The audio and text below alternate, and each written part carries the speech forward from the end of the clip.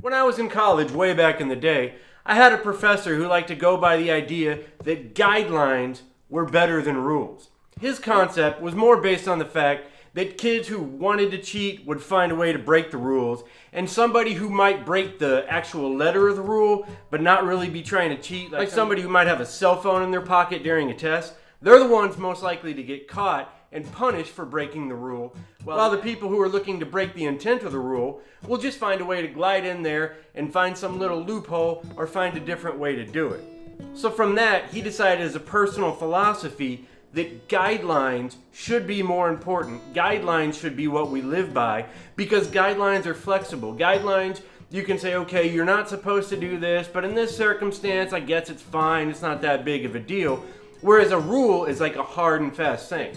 I try to take the same approach when I'm writing. Whether it's the music or the lyrics, I'd like to have a guideline, something I want to work on without forcing myself into a rule. You know, I look at music theory less as prescriptive and more as descriptive.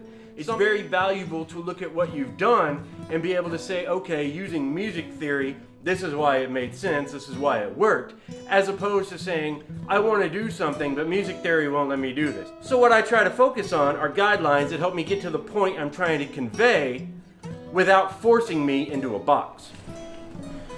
But that isn't to say that there's no value in having a set form of criteria for what you're trying to write. You want to have some sort of criteria to judge yourself against and see if your story is really matching up with how you want to present it, how you want to tell it, and what you want people to get out of it.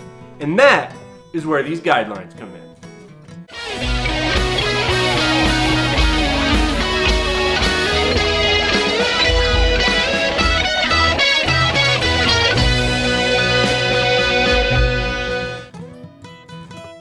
Now the first guideline or tip that I like to use is just being intentional. That's something I'm trying to do with all aspects of my life, but especially with songwriting, especially with lyric writing. Make sure that you're setting out to do something and then you do that. So one of the things you can do if you have a story song is to write the ending first. If you know where you're going, it's a lot easier to fill the details in on the way as opposed to writing a story, building, and then you don't know how you're going to end it. If you're writing a love song, are they going to end up together? Or is there going to be some distance at the end? So if you know they're not going to end up together, you might show little cracks in each verse of how the relationship isn't as stable as it might seem, or how the people want maybe two different things out of life.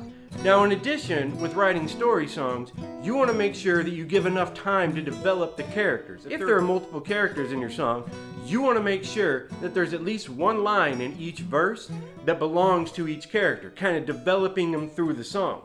Or maybe you want to make a verse about one character, another verse about another character. But you want to have a lot of depth. You don't want to just glance over them or mention them and then act like they're an important part of the story later on when you haven't really talked about them or developed them.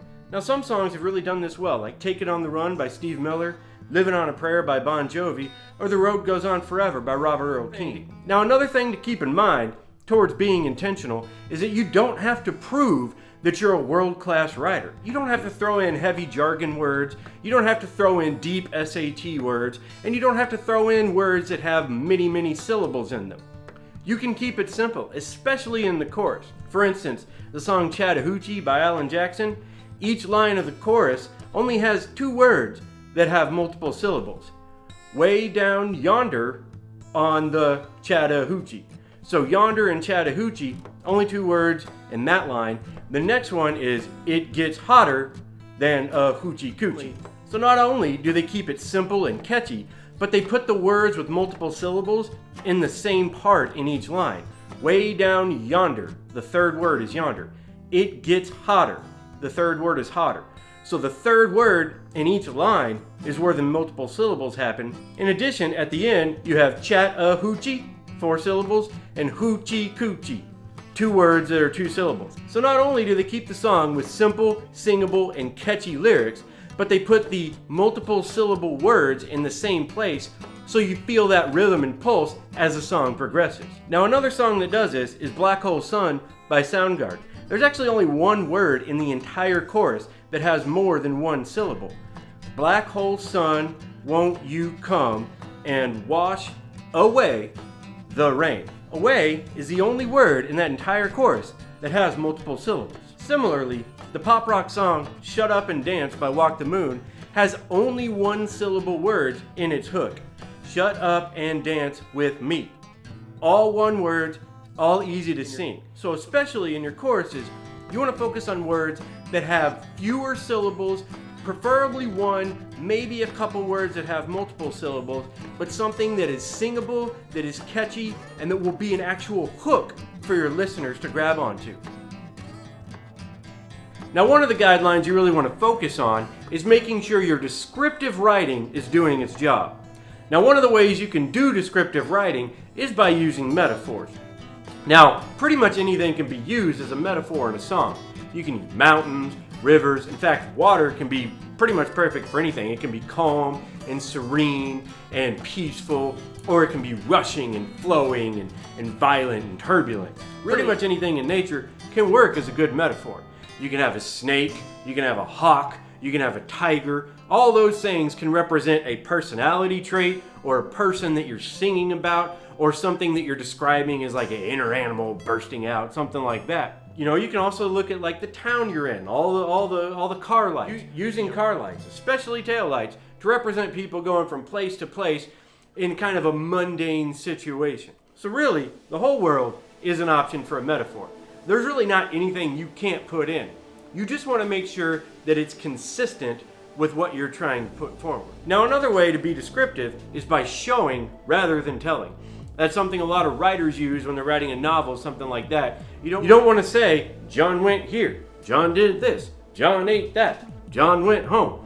That's kind of a boring way to tell a story. Instead, you want to describe what's going on. Why are they doing something? What emotion is being felt while they're doing it? Can you describe what they're doing without actually saying they're doing that specific thing? Now, one song that comes to mind with this is Call Me the Breeze by Leonard Skinner.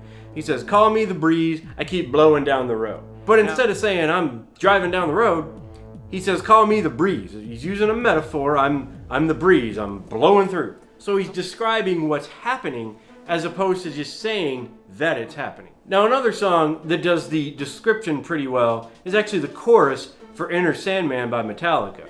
Exit light, enter night.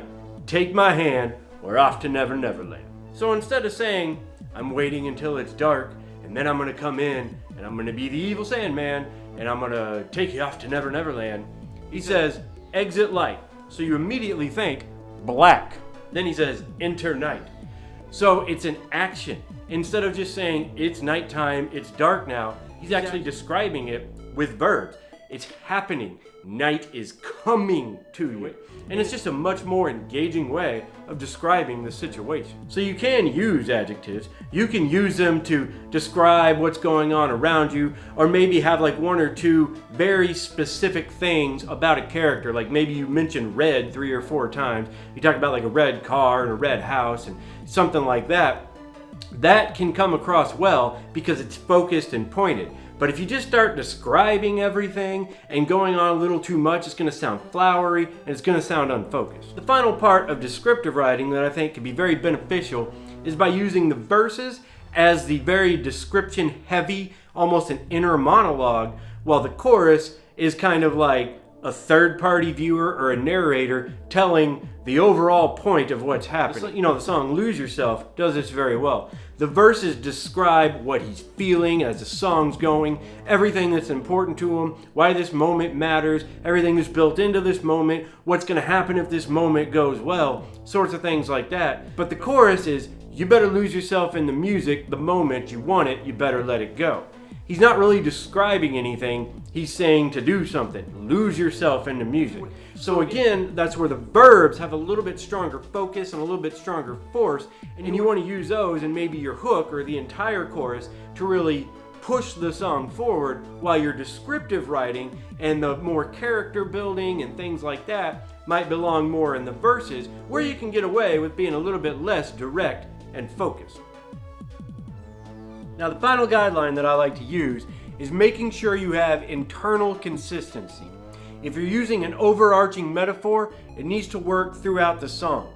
If you're doing some sort of story, the place settings and the people and the things that are happening need to be fairly consistent from verse to verse to verse, and maybe even in the choruses. So if you're writing a song that's like a journey, or maybe you're on the road or something like that, you may want to pull into a truck station to fill up. Maybe you're filling up your soul, or maybe you're refilling your emotions, or you're refilling your energy, something like that. But you can use a truck stop to fill that up, metaphorically. Similarly, you can pull into a motel or an inn or something like that, something that can give you some sort of rest. So I might write something like this.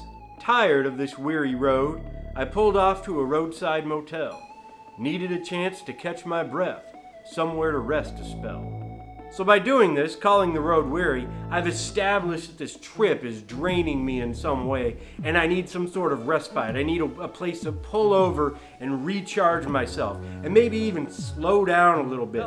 So while doing a story like that, I'd probably develop it by having my character rethink some of his life choices based on something he's seeing at the motel. Maybe he's a businessman and he's never home, and he pulls into a hotel and he sees a family that's sitting down to eat, and they're all happy and they just got souvenirs and they're talking about what a great time they've had in whatever city they're in, and it just kind of makes you rethink, like, should I be doing this job? Do I need to be away from my family and everything? Maybe I need to get back to my family. Maybe that's my main focus of the song. Or maybe it's like somebody who's living a fast-paced life, like a salesman or a rock star or somebody who's on tour for some reason, and he pulls into this hotel and he starts talking to the guy behind the counter, and he's like, you know, man, I'm beat down. This pace I'm at's just really getting to me. And the guy behind the counter is like, you know, I used to have your same job. I used to do the same kind of things you did. I was living this fast-paced life, and it was just beating me down. And I realized one day, what I really want is just some comfort, some stability. So I quit that job, opened up this motel, and I've been happy ever since. And maybe that's an epiphany for that character to have. But by doing that, you've built in this kind of consistency where you're talking about a journey. You're talking about the road. The road is weary. I'm driving, I'm pulling off. And then everything that's happening at the motel is consistent with the fact that you're going on an actual journey, but you're also going on kind of a metaphorical journey. You know, you're thinking about your life. You may be reconsidering some of the direction you're going in. So you have an actual journey that's kind of the narrative point of the story, but you also have this metaphorical journey that's being described by each point you hit in the physical journey. So there's a consistency there. If you're trying to put a point out there, you want to be able to make sure that each actual physical, real world point that's happening in the narrative actually kind of has a matching point in the metaphorical story that you're trying to convey. So those are some of the tips and guidelines that I like to use while writing lyrics. Take them, run with them, do whatever you can. And if you have some tips of your own, go ahead and put them down in the comments. I'd love to see the process that you use for writing your lyrics. But whatever you do, go out there and write something you think is amazing. Follow the music and own the show. It'll never let you down. Give a like, subscribe, thumbs up, any of that stuff if you enjoyed the video, and I will see you in the next one. Be rowen out.